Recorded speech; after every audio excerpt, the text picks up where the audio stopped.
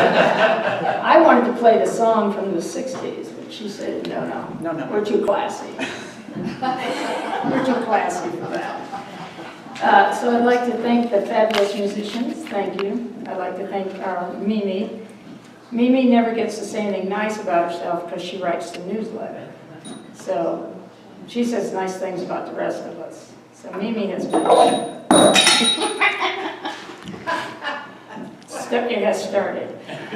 The chaos has started. So Mimi writes so many great things, and she contributes so many hours, as does her sidekick, Garnet. And we really appreciate you. So I wanted to say thank you for that. Also thanks for the topic today. We are all caregivers, and certainly we are caregivers of this beautiful chapel. So I came to this chapel 6 months ago, and now I'm the chairman of the board. And now I'm speaking. So, watch your talents. But thank you all for coming. The crowd is full of most of my friends. I don't know if we'll ever see them again, but at least they're here today. At least they're here today. I'm not allowed to have any more clipboards, but I'm going to sneak in a handout. This is a handout of the people that I'm going to quote today, and you can just pass it around with their photos. And then on the back side, there's a little bit about our 5 principles. I was brought up Catholic, and what I really like about Unity is they only have 5 principles. And I'm not sure if they care if you even follow them all. 3 of them they do. Maybe a couple, 3. So if you'll just pass this front and back. So now I'm going to get into my speech, and we're testing out some new video because we've lost our audio, and it's all in process, but it's all good. So I want to start off with George Burns' comment. I love George Burns, and I totally agree with him. He says the secret to a good sermon is to have a great beginning, have a great ending, and to have the 2 as close together as possible. So I am from New York, so we'll be moving right along. So Unity, a little bit about Unity, because we've got some new folks. It's a home offering a positive, practical, progressive approach to spirituality. We honor the universal truths of many of the great religions, and we respect each individual's right to choose their own spiritual path. And we feel that we're all on our own spiritual path. So having said that, that's my caveat that I'm no expert. But I've got some books that I've been reading for many years, so I'll be talking to you about some of these books. The first book is my absolute favorite because I bought it in 1978. And I bought it for Beck, and then I took it over, which happens all the time. But it even has an inscription to Beck. Which I won't read you, but it's nothing too gushy, but it was a book for Beck. But it's called As a Man Thinketh by James Allen. Now, he was a British philosopher and a pioneer in this type of study. So since 1978, I've been studying this book and many, many other books.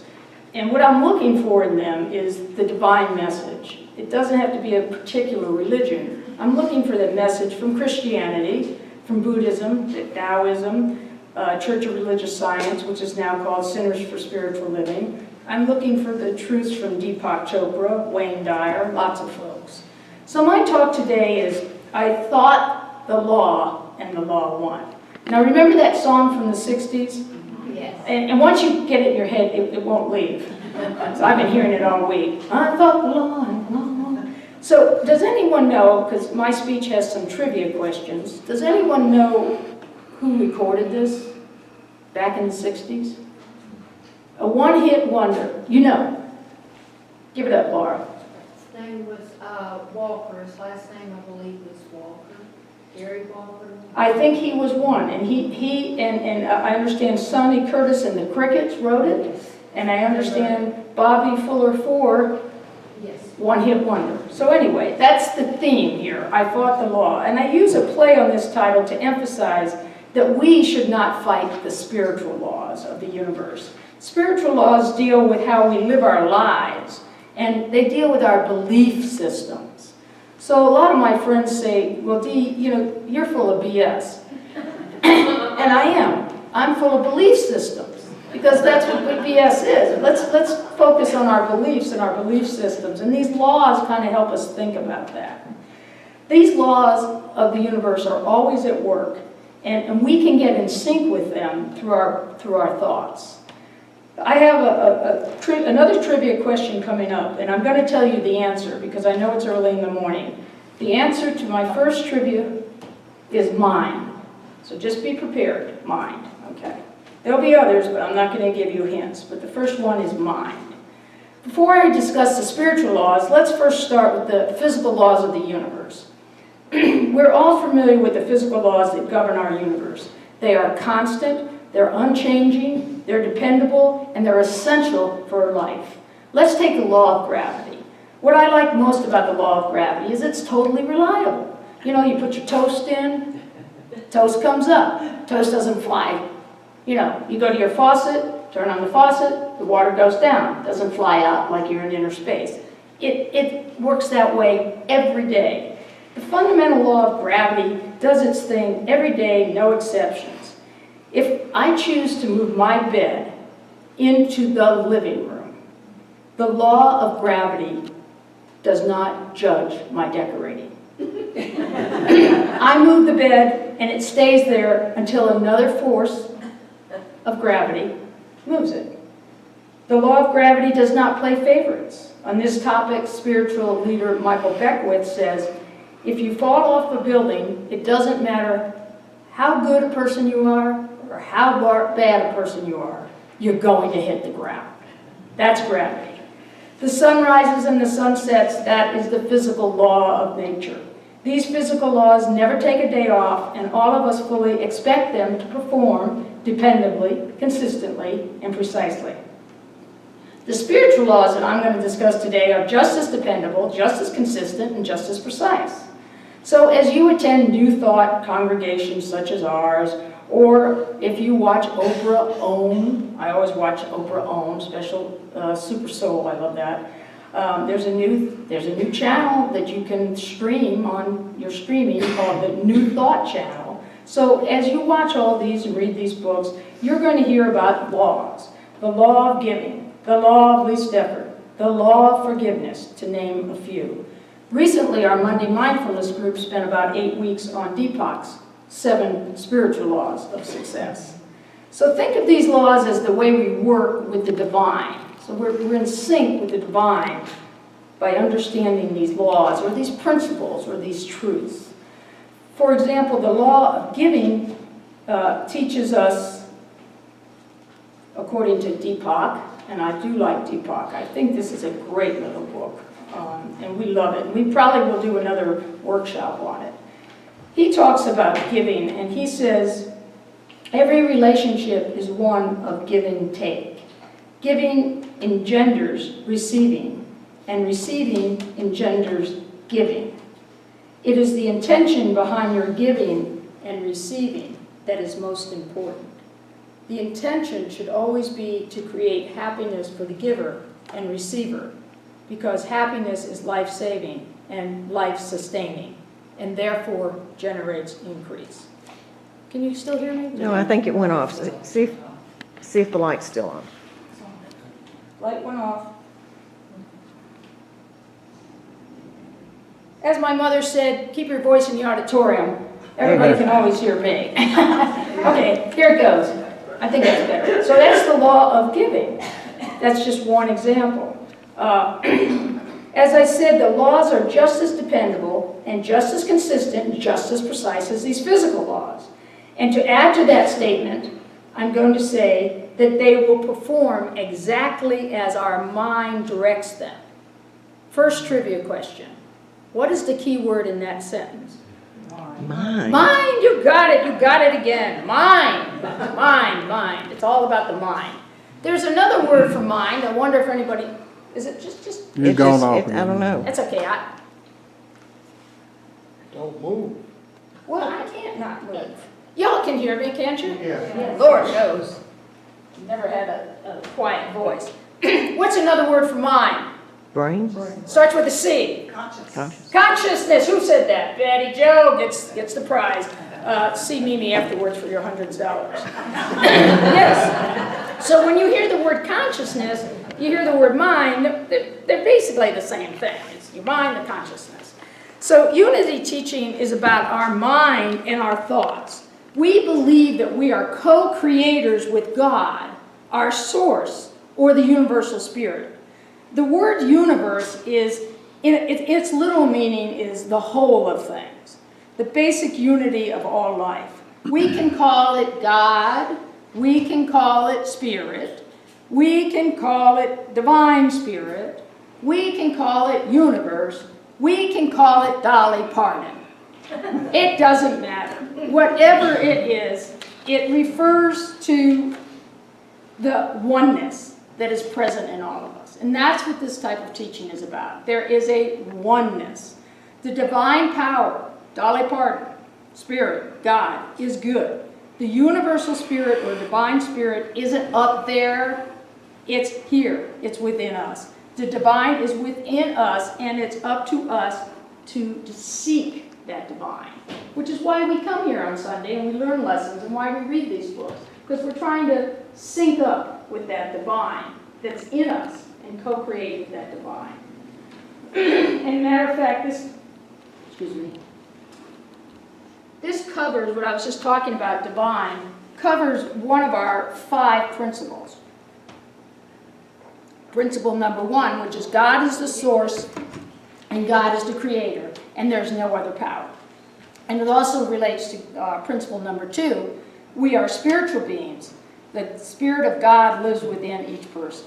So we focus on positive thinking, and we focus on use of affirmations and denials as part of releasing old thought patterns and replacing them with new thoughts. Eric Butterworth, a former Unity minister and a spiritual icon in the Unity movement, made his transition in 2003. That's Unity talk for he died. He was a student of Emerson and a mentor and a teacher of Maya Angelou. He teaches that God's greatest gift to man, and it's in this book here, in his spiritual economics book, that God's greatest gift to man is the power of thought. I'm going to repeat that. God's greatest gift to man is the power of thought. In his book, The Prosperity Process, he states that prosperity is a way of living and thinking. Prosperity is about wholeness. Prosperity is about spiritual wellness. Then he writes, you might as well know at the outset that there's only one way by which you can achieve prosperity. It is to take charge of your mind. You may be looking for some magic formula, some new metaphysical cliche that will change things. But if you wish to change your life, if you wish to improve your life, if you wish to make things better, you have to alter your mind. Thank you. You've got that. Consciousness. Again, now this is consistent with principle number 3, which is that we create our life experiences by and through the way we think. Mildred Fillmore is the co-founder of Unity. She was she passed away in the 40s. Yeah, early on. Yeah. She She lived into the late 80s. Her husband lived into the 90s. But these people are hanging around in the early 1900s. She was a co-founder. She was afflicted with tuberculosis, which was a terminal disease, at a young age, and she spent many years believing she could not be cured. While attending a lecture of a metaphysician in 1886, she learned of her innate potential for divine healing. She began regularly affirming, I am a child of God, and therefore I do not inherit sickness. Over time, she was healed by the tuberculosis through her prayer, which we call affirmative prayer, and through her meditation. That was unheard of in those days, to be cured of tuberculosis. Her husband, Unity co-founder Charles Fillmore, he suffered some sort of accident. I've read it was an ice skating accident. I'm not sure, but when he was young, when he was like 10 years old. He broke his hip, and it left him with one leg much shorter than the other, and he had physical challenges all his life. He began to follow these same practices as his wife, and he attributed his healing to that. His whole leg did not get repaired, but he was able to move around without a cane. and felt that this was because of this philosophy.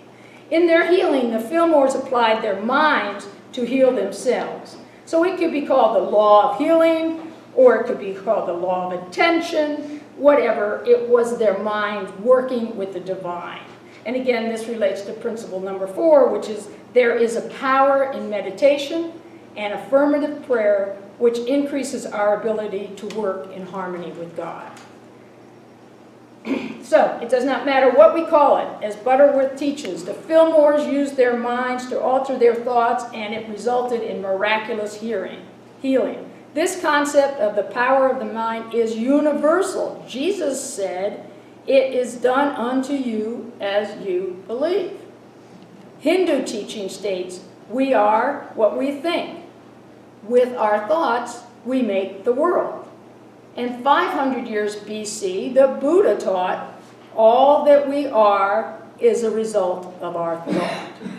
So are you ready for the next trivia question? Who said, whether you think you can or you think you can't, you're right? I'll give you 3 choices. Emerson, Henry Ford, Will Rogers. Henry Ford. Will Rogers, that's definitely a Will Rogers, isn't it? Henry Ford is the answer. Mimi got it right. So who knew that Henry Ford was a metaphysician? I mean, he was a rather greedy industrialist and didn't have such a great life. I've read his biography. Nevertheless, he got the concept, whether you think you can or you think you can't, you're right. That's Henry. So these spiritual laws are not visible. They're metaphysical. Meta from the Greek meaning above or beyond. These spiritual laws are beyond the physical realm, and understanding them and applying them will help us enhance our lives. Now back to my favorite book, and this book is still in print.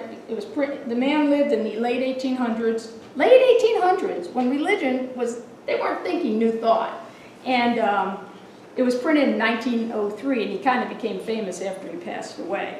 But he has a great reading in here. I'm going to read from his. Just as a gardener, he says, a man's mind may be likened to a garden, which may be intelligently cultivated or allowed to run wild. But whether cultivated or neglected, it must and will bring forth.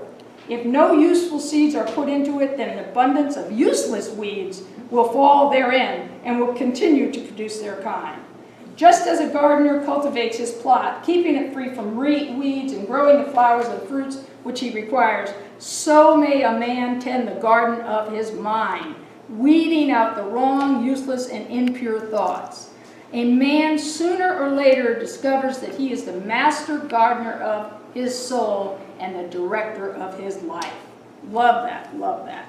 Now another Unity person, this person is alive.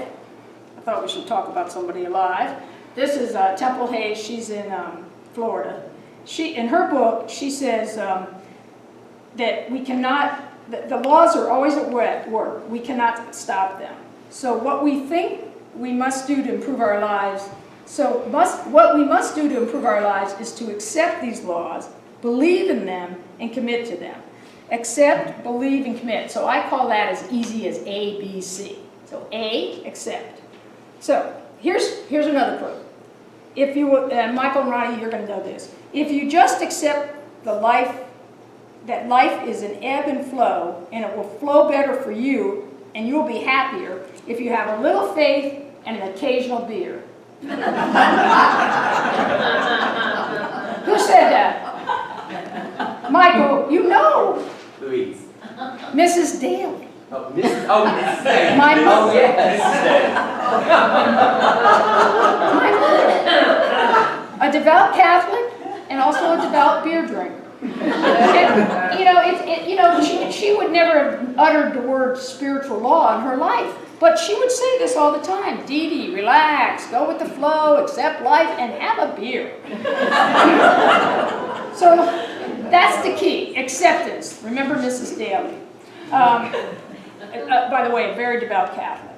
So let's focus on now the B, belief. We teach that true happiness comes to individuals who understand that life responds to our beliefs. We create our life experiences by our beliefs. Mind, consciousness. Okay, we got it. On this topic, have you heard of the little girl in school? Kindergarten teacher was observing a classroom and they were drawing pictures.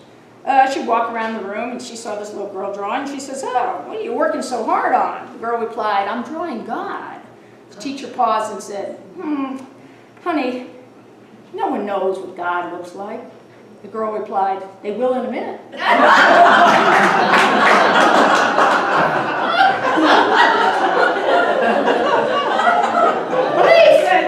They will in a minute. I love that. They will in a minute. So, Charles Fillmore, now we're going to go back to Mr. Fillmore, co-founder, in the 1930s, he said that words are seeds when dropped into the universal spiritual abundance, and they grow and bring forth after their kind. And Joel Osteen, I like Joel Osteen, I watch him, he's good, he's got a free podcast, and he's on this big kick now of what you think, what you say, and he's got a book called I Am, whatever I say, I am. And so he says, when you go through the day saying, I am blessed, blessings pursue us. I am talented, talent becomes us. I am healthy, health heads our way. I am resistant, resistance tracks us down. So what he's saying is be watchful, be alert, be attentive to the seeds we put in our minds. Believe these powerful thoughts with appreciation and with gratitude, and they become the way we live our lives in unison with this great harmony of what we might call spiritual laws. Conversely, and we all know people like that, if we go through the day saying, I'm unlucky, experience says, it won't work, that becomes the disease of I can't-itis. So the better choice is to believe in our ability to be the master gardener of our soul, and the direct master gardener of our soul, that's from my buddy, James Allen, and the master of our lives, director of our lives. So we talked acceptance, believing, and now the final, coming to an end, committing to action. Buddha said, you must take action yourself because Buddhas only lead the way. All of the teachings of the world religions lead the way, but we have to individually step up, be present, and do the work. The universe, God, Dolly Parton, they're all here to support us, but we have to do the work. One last story as I wrap up talking about doing the work.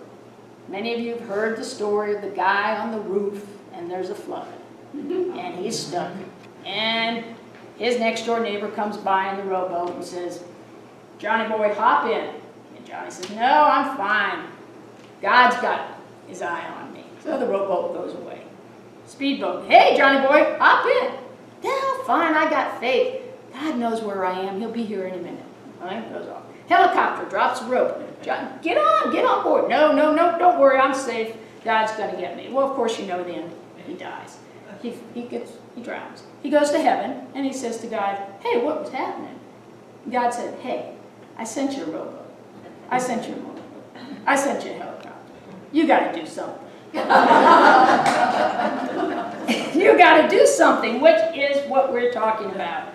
You've got to do something. Our principle number 5 says it's not enough to know this, but we have to act on them. So we take personal responsibility to live our best life and to strive to apply our principles. So in closing, I leave you today with the words of those crazy singers from that crazy song, Don't Fight the Law. And I also leave you with the compelling words from my long-term pal here, James Allen. Be the master gardener of your soul and the director of your life. And so it is.